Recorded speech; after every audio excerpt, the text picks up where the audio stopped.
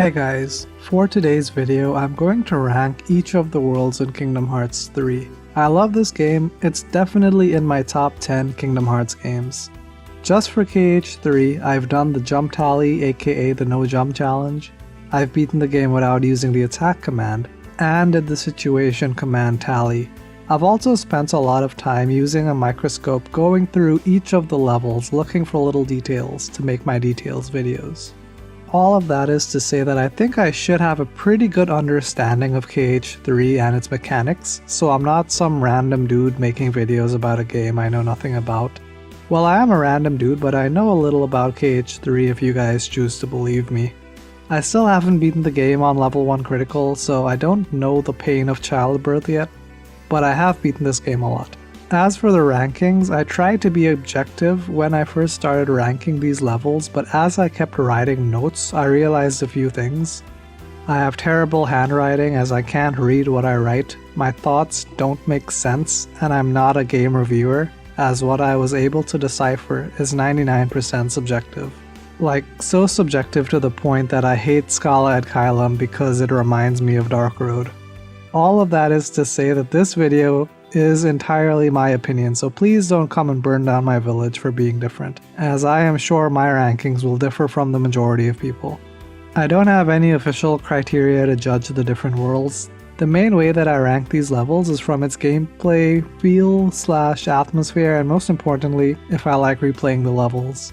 So I'm on like my 100 playthrough of the game, so I don't really care that much about the story significance of the worlds. I really used one question to judge each of the levels: will it be fun to play through again?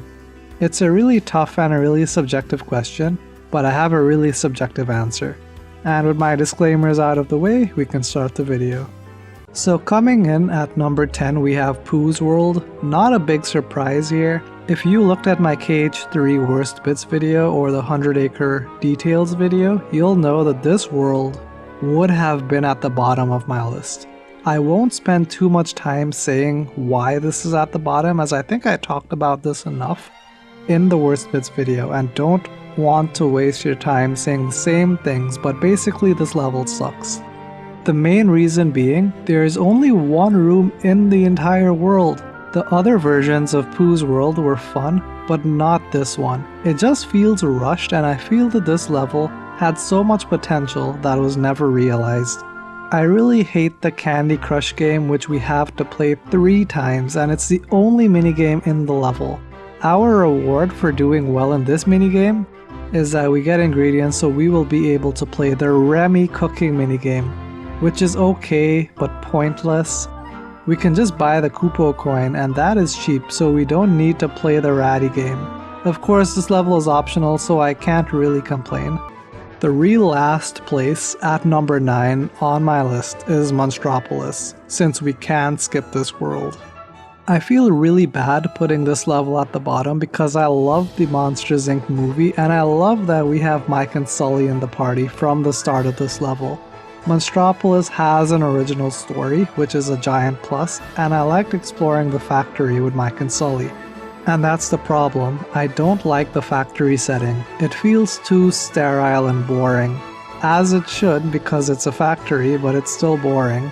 I found a bunch of really cool details when I was playing through the level, but that doesn't save it from being a boring level. I would rather have explored the city with Mike and Sully than the factory. There is no eye candy here. It just feels like we are moving from room to room to fight different unversed in the level.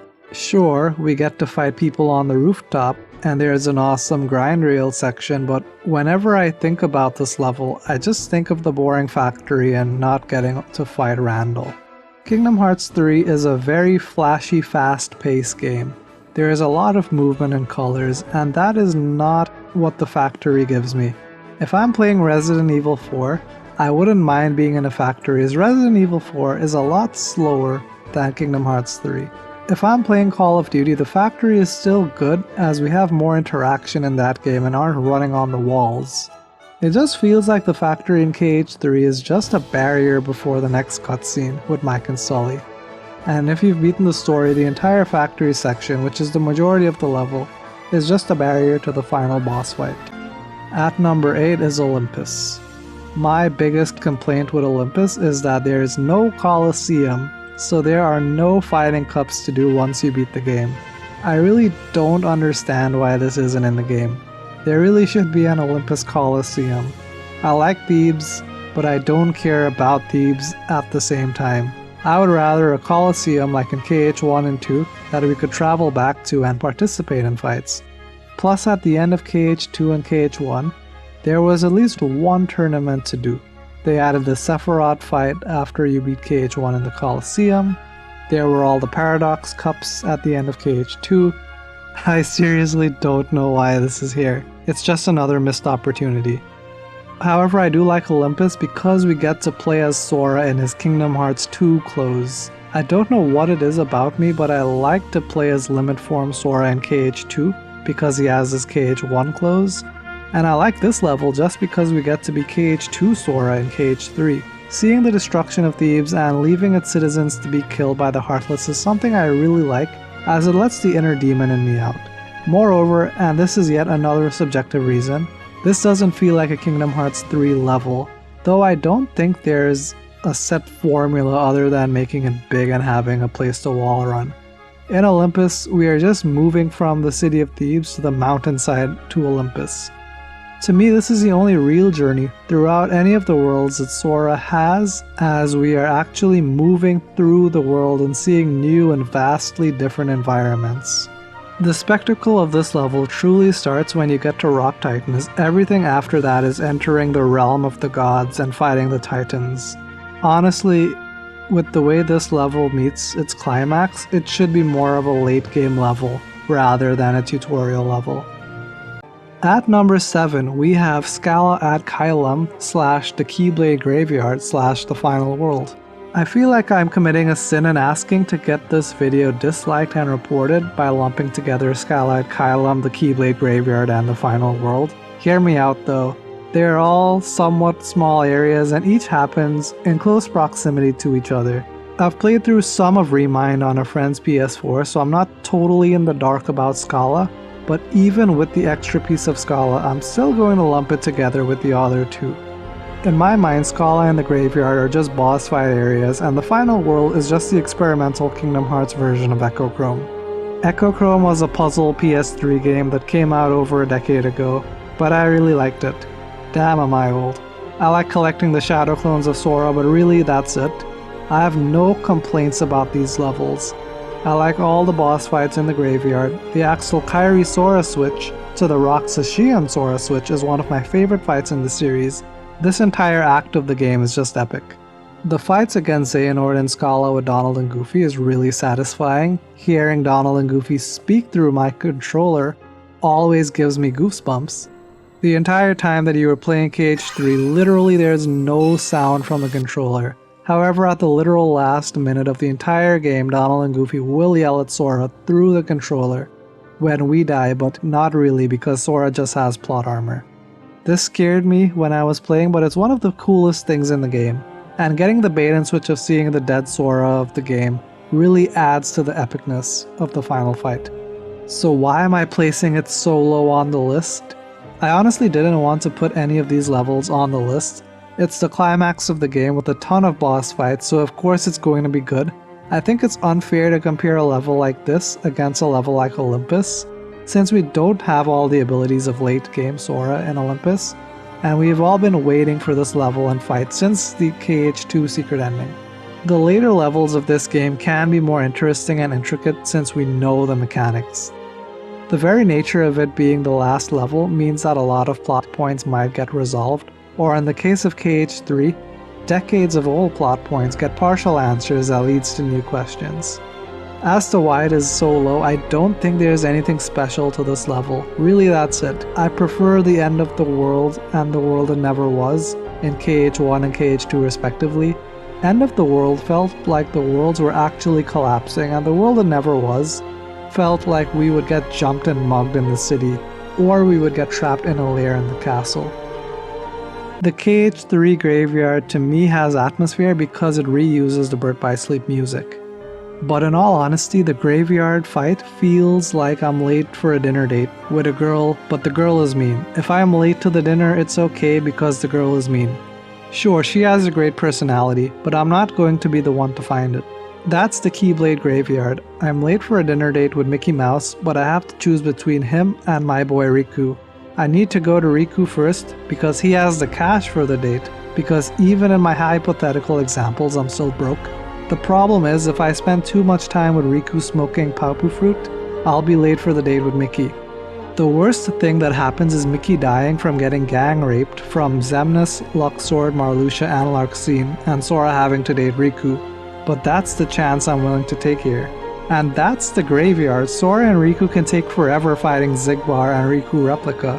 But it doesn't matter.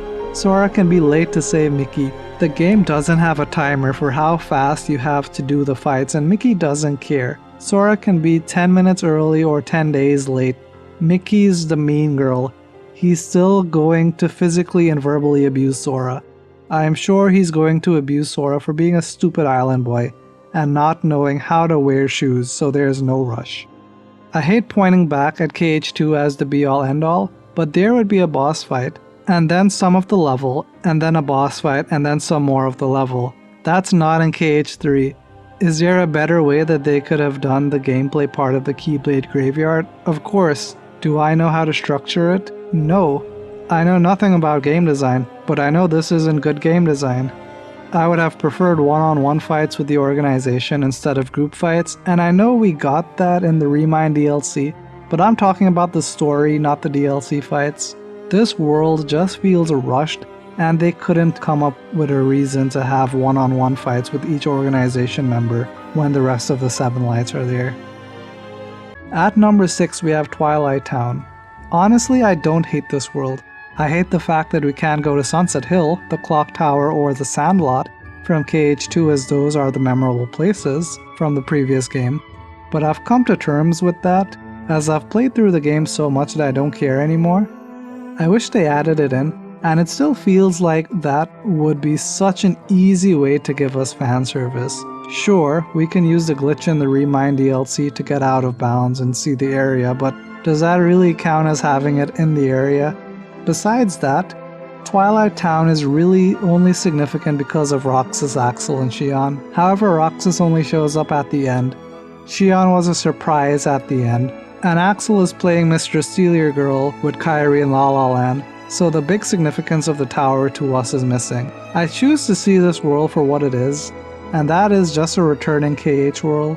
I'm sure that when Square had to choose which original KH world to make between Hollow Bastion, the Destiny Islands, and Twilight Town was chosen just because it's a fan favorite, and they could get all the main stuff done with only one hub area.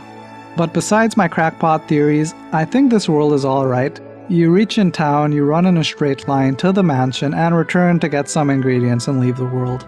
It doesn't waste our time, and the actual fighting that is in this world is good.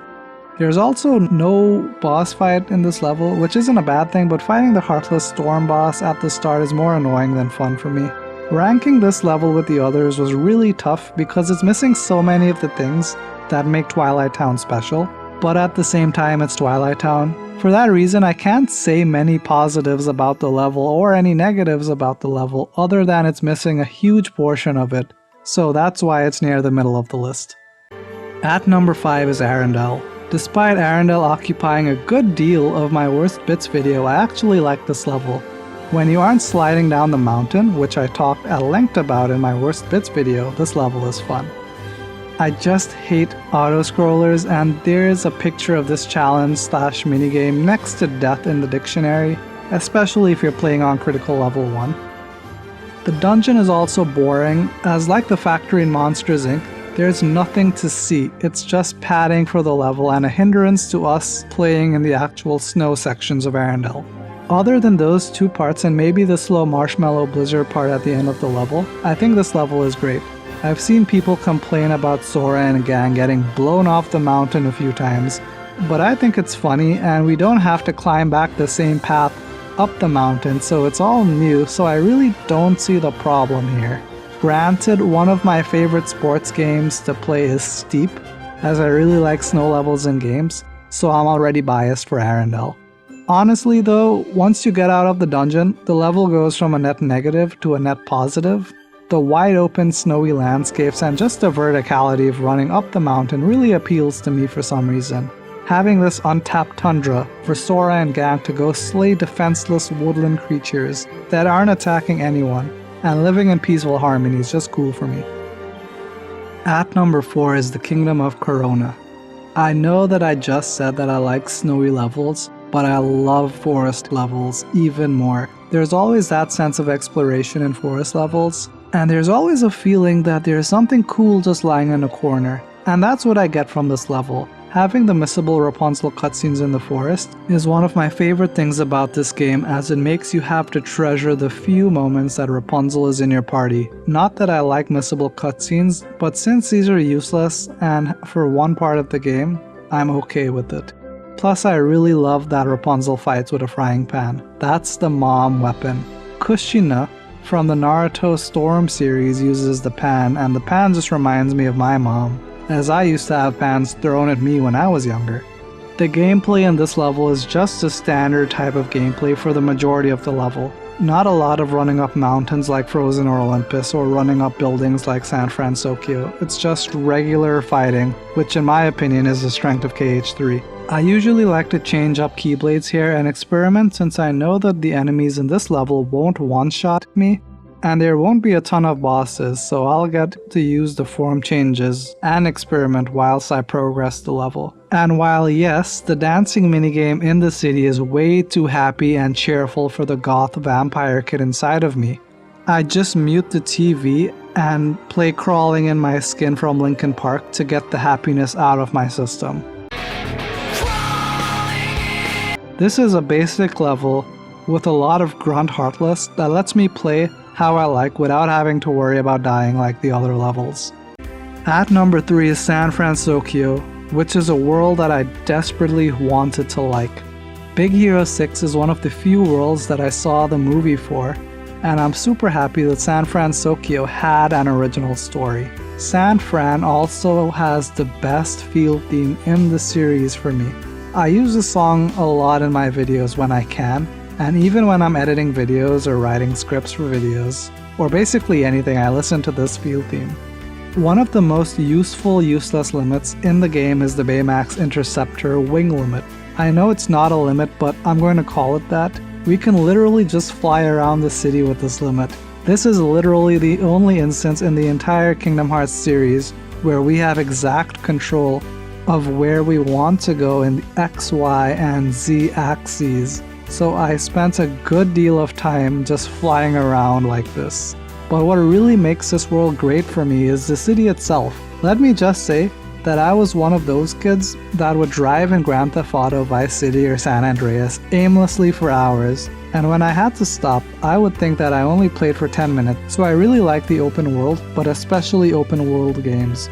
GTA 4 is my favorite GTA game, and one of the reasons is that the entire game is a city.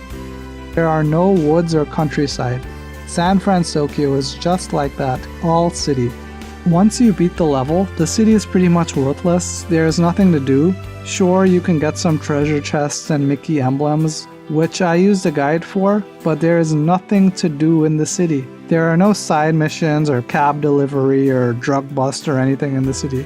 Not that I was expecting a GTA type game in San Francisco, but I was expecting something. Really, my only complaints are 1. Sora isn't able to steal a car and drive around the city, and 2. There are no side missions in the city. This level could have been the best in the series if Sora was able to steal a car. Even doing side missions for random NPC drug dealers taken over by Heartless would have been awesome. That idea would have been memed around the world and spawned millions of fan theories, but there are so many things that KH3 could have done with the city that it's just a letdown, as there is so much potential. Of course, what I just talked about is the potential of the level, and ranking this level with the others in terms of enjoyment, you will have a fun time. When you come to this level for the story, it's great. You aren't in the city for a long time, and you're doing a lot of different things. There's nothing to do once you beat the level, but I'll choose to only see the positives. The AR video game that you play at the start feels like it belongs in another game. The actual time that you have to explore and fight in the city to complete the world is some of the most fun that I had in KH3, and the night mission where you rescue everyone to me was great. I like hearing our teammates complain, and the frantic nature of having to choose who to help was my Sophie's choice. This is a real choice, and unlike Mickey's date, the crew can actually die. So this is like having dinner with Master Xehanort and being late. If you stand him up, you're going to die.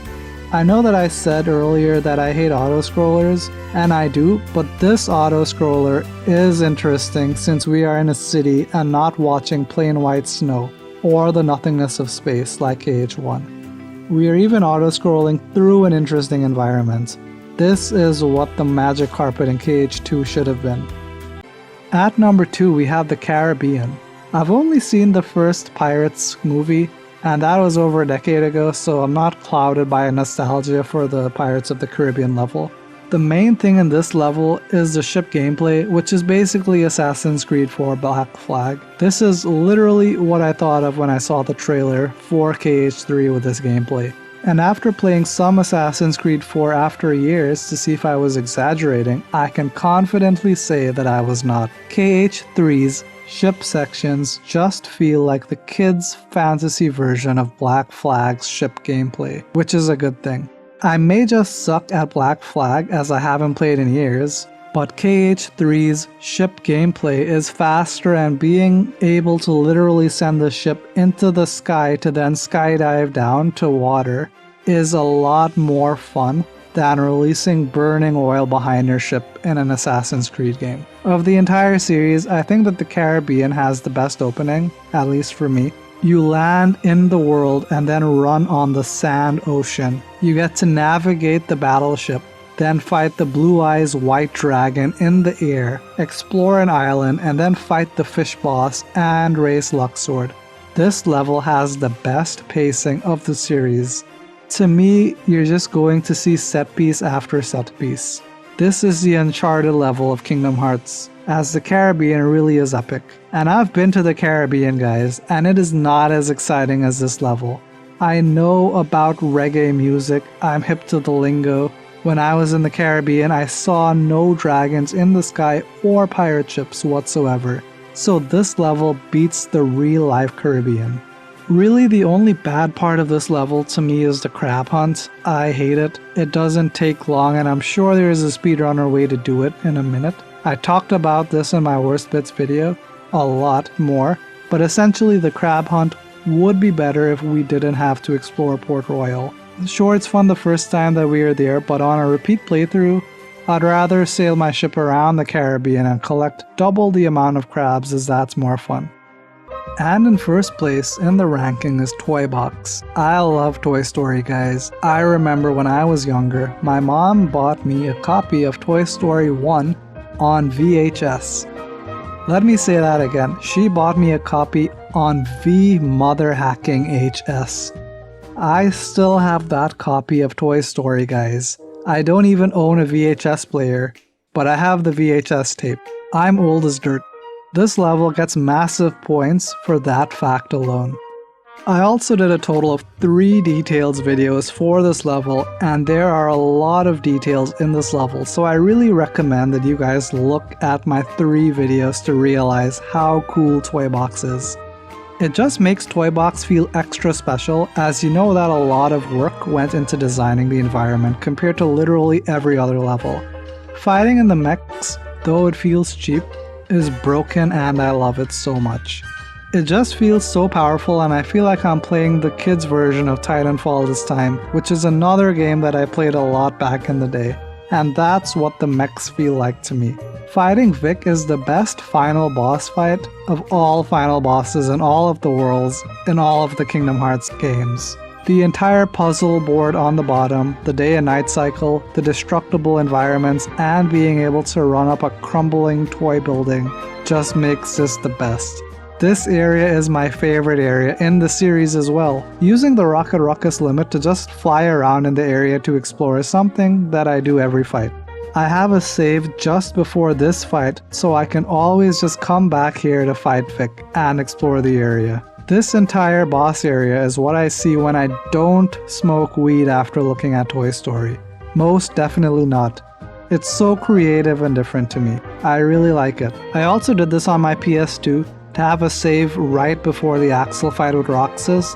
Vic is worth 10 Axel fights, literally, since KH3 only gave us 10 save slots, unlike the 100 in KH2. I can't think of any part of the level that isn't great. Having Woody own young Xehanort, seeing the Yozora trailer at the start of Toy Box, to then fight Yozora at the end of Remine, spoilers, and the VRM Rex level are all in this level. Exploring Andy's room made the inner 5-year-old in me very happy. Hero's Garage is boring. I haven't seen the Pirates movie, and whilst it would have been cool to explore the castles of Frozen and Tangled, we can't. The only one that even comes close to this is the first area of Monstropolis because we get into the factory proper and from there the level is downhill. Toy Box is my favorite level, and for that, it gets the highest rank of being number 1 on my list. And as a reminder guys, I don't hate any of these levels, and being at the bottom doesn't mean it's bad, it just means the other levels are better to me. And as my past girlfriends, and I'm sure Mickey will tell me, my opinions are worth as much as a dung beetle's dung. Are my rankings anything like yours? I'm usually an outlier with most of my opinions, so I like to see what the consensus is for what the worst to best Kingdom Hearts 3 levels would be. Is my entire list invalidated because I think Toy Box is the best level? Leave a comment down below telling me what you guys think. Thank you for watching. Thank you for watching. Thank you for watching. Thank you for watching. Thank you for watching. See you soon.